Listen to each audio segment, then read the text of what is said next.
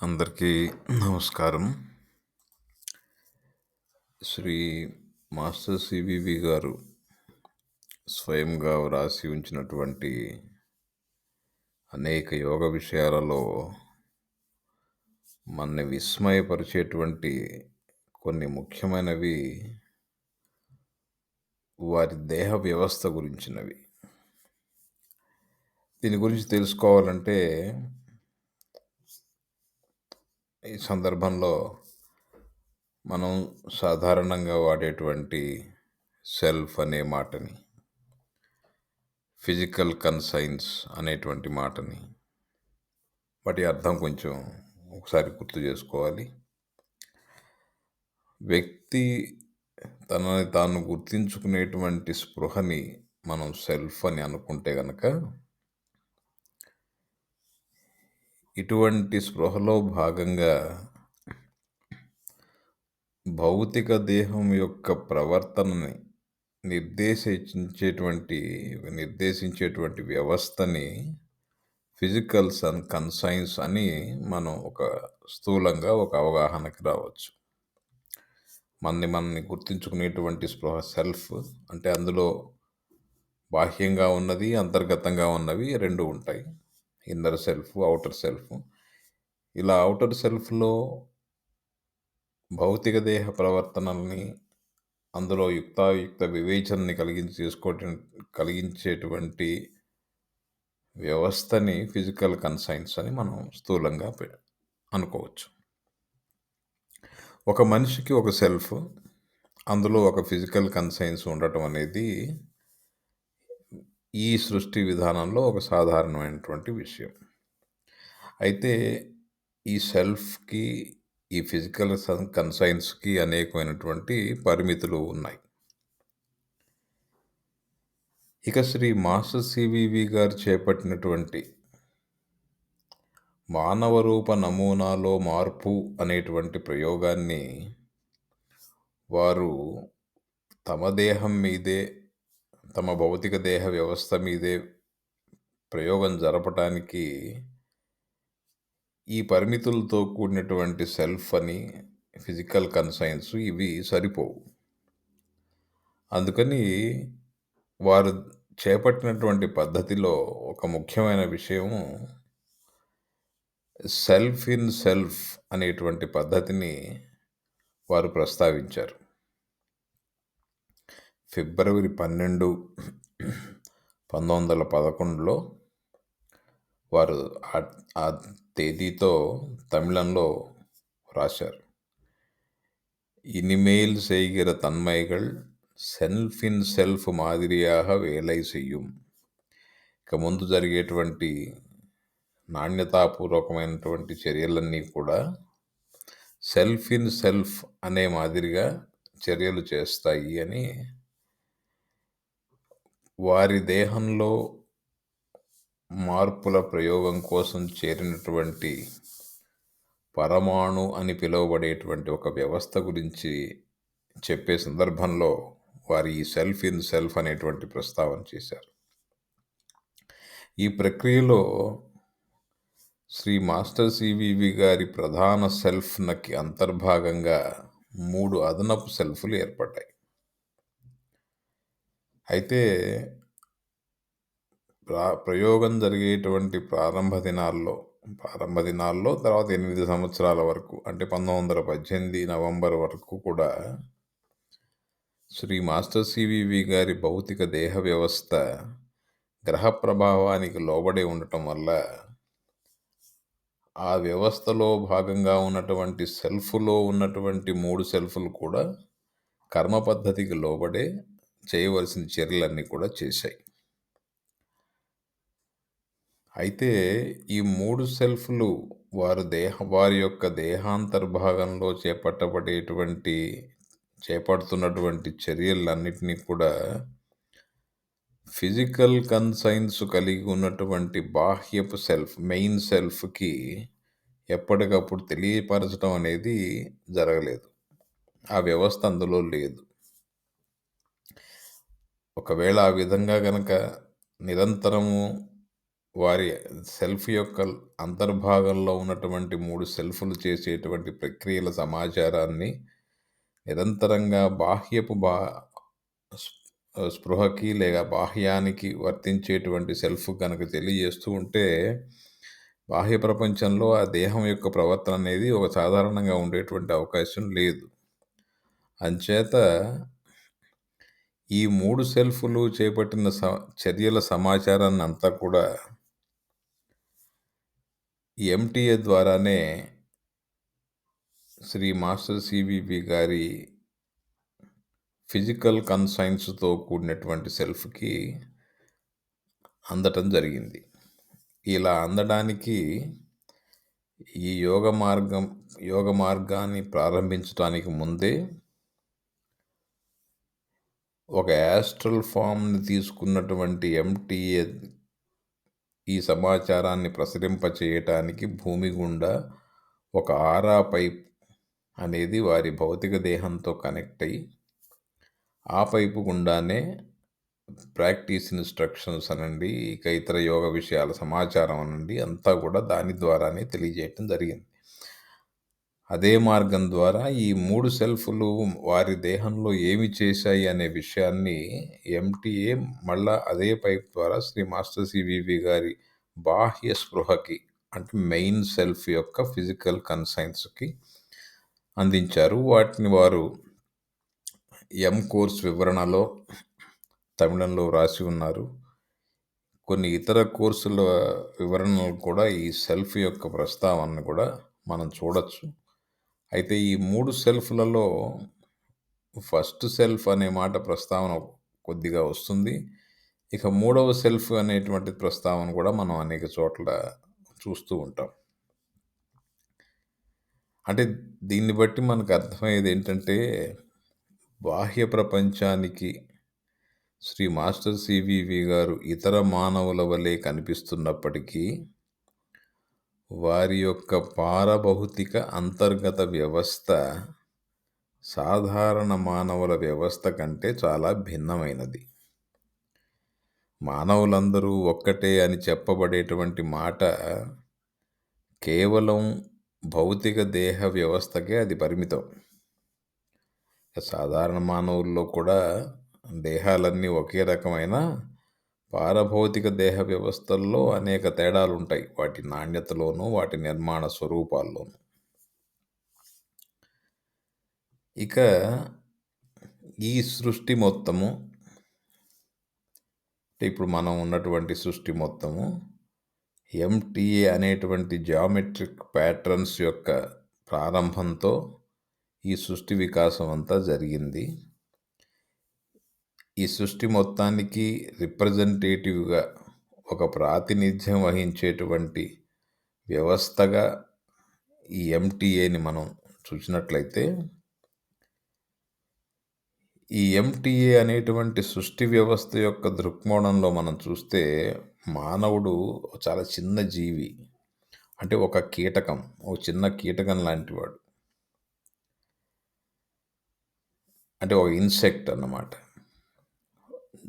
June 13వ తారీఖు, 16వ తారీఖు 1910న ఈ ఎంటీఏ నుంచి అందుకోబడినటువంటి సమాచారాన్నంతా కూడా వ్రాసి ఉంచారు శ్రీ ఎస్. సుందర శర్మ గారు, మీడియం నెంబర్ 2. అనేక చోట్ల మానవులని ఇన్సెక్ట్స్ అని వారు అక్కడ ప్రస్తావన చేశారు.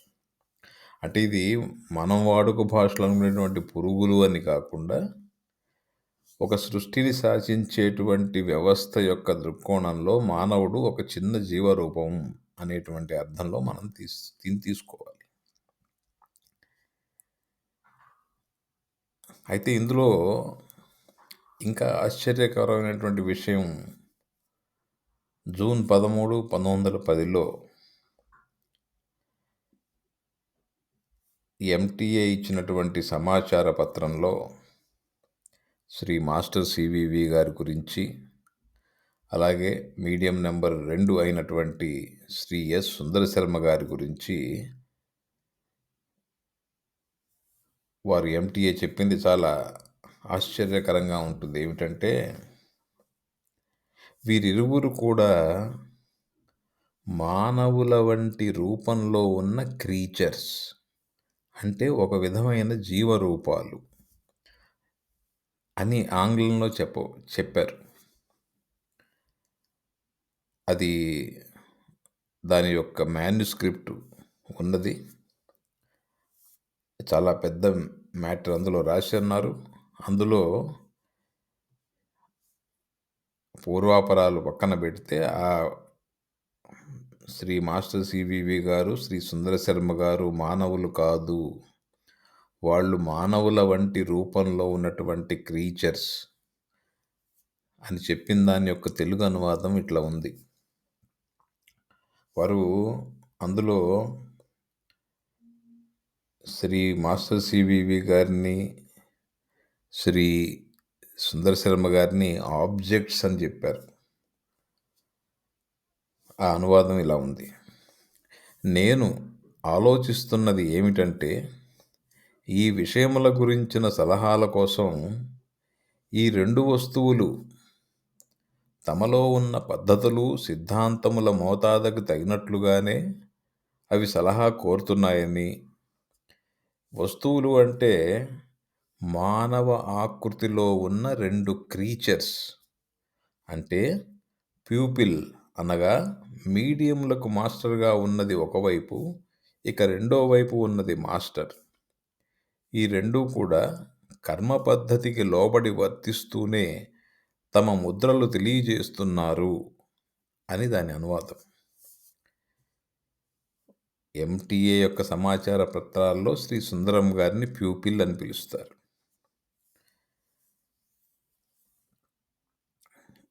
ఇక అంతర్గతంగా శ్రీ మాస్టర్ సివివి గారు, శ్రీ సుందర శర్మ గారు మానవులు కాదని దీని అర్థం. మానవ ఆకృతిలో ఉన్నటువంటి జీవస్వరూపాలు మాత్రమే. ఇప్పుడు మీరు చూస్తున్న వీడియోలో ఆ ఒరిజినల్ వ్రాతప్రతిని కూడా చూడవచ్చు.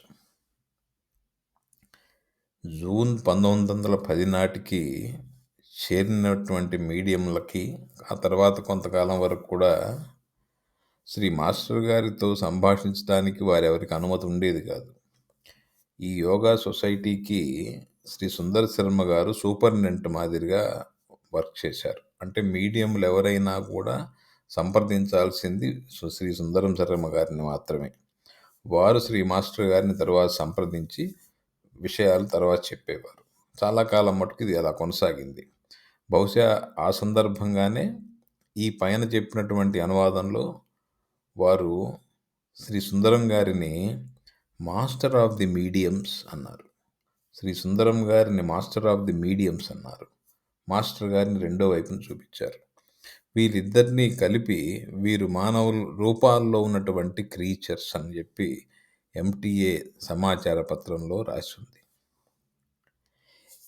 మరొక చోట శ్రీ మాస్టర్ సివివి గారు, శ్రీ ఎస్ సుందర శర్మ గారు వీరిరువురు కూడా మానవ పరిణామ రథానికి 2 చక్రాల వంటి వారు అని ఎంటీఏ చెప్పింది చాలామందికి తెలిసే ఉంటుంది. కాబట్టి శ్రీ మాస్టర్ సివివి గారు మానవ రూపంలో ఉన్నటువంటి ఒక హయ్యర్ ఇంటెలిజెన్స్, అంటే క్రీచరు ఒక ఏలియన్ ఫామ్ అని మనం అనలేం కాబట్టి దాన్ని మనం ఒక హయ్యర్ ఇంటెలిజెన్స్ అని అనుకున్నట్లయితే అది చాలా శక్తివంతమైనది. ఆ ఇంటెలిజెన్స్ వ్యవస్థ యొక్క ప్రభావం నిరంతరము ఉంటూనే ఉంటుంది.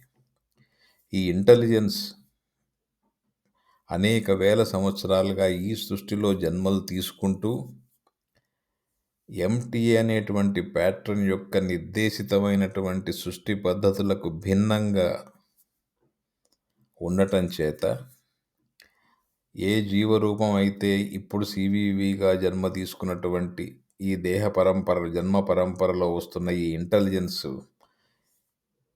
ఇతర ఎంటీఏ చేత నిర్దేశితమైనటువంటి సృష్టి వ్యవస్థకి అనుగుణంగా దానికి లోబడి లేదు కాబట్టి ఈ జీవరూపానికి ఉన్నటువంటి యాస్ట్రల్ అపారమైన దృఢత్వాన్ని పోగు చేసుకుంటూ వచ్చింది.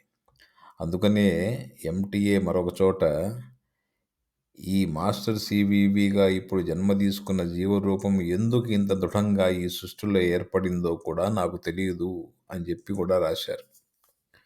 అటువంటి higher intelligence Shri master CVV garu, Shri సుందర శర్మ గారు వారు మానవులు కాదు.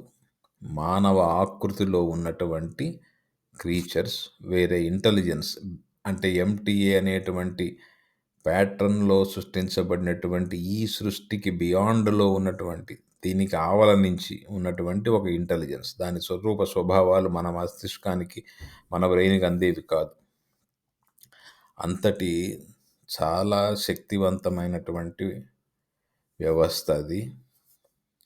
అటువంటి వ్యవస్థ వెడల ద్రోహపూరితమైనటువంటి అజ్ఞానంతో కూడినటువంటి ప్రవర్తన కానీ, అహంకారపూరితమైనటువంటి ప్రవర్తన కానీ ఈ మార్గం మీద ఉత్సాహం ఉన్నవాళ్ళు చేయకూడదు. అలా చేస్తే బాహ్యంగా భౌతికంగా ఏమి ప్రభావం కనిపించినా కనిపించకపోయినా ఆధ్యాత్మిక స్థాయిని మటుకు చాలా తీవ్రంగా ఇది ప్రభావితం పరుస్తుంది.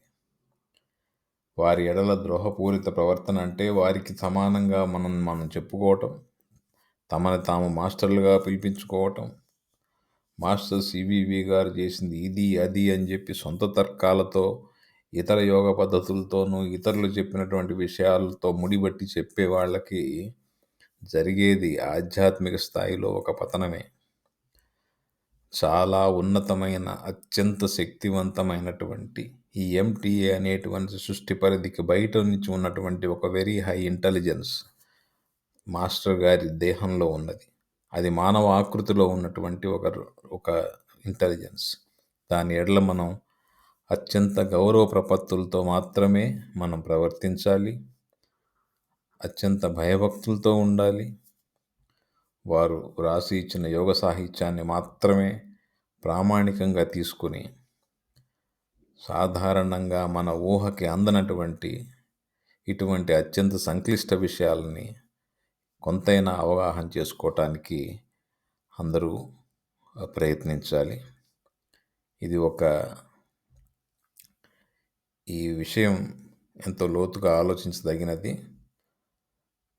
ఆచ్ఛాదన మానవాకృతిగా ఉండి అంతర్గతంగా మానవుడు కానటువంటి ఇంటెలిజెన్స్ ఏ విధంగా ఉంటుంది అనేది మన సమీప కాలంలో, గతంలో మనం చూసి ఉంటాం అనేది. అటువంటి ఇతర జీవరూపాలు కూడా సృష్టిలో ఉండి ఉండవచ్చు. ఇవి కొన్ని వేల సంవత్సరాలు బట్టి ఇలా ప్రస్థానం జరుగుతూ ఉండి ఉంటుంది. కాబట్టి అత్యంత భయభక్తులతో ఆ ఇంటెలిజెన్స్ ఎడల గౌరవ మర్యాదలతో అందరూ వర్తించాలని ఆశిస్తాం. నమస్కారం.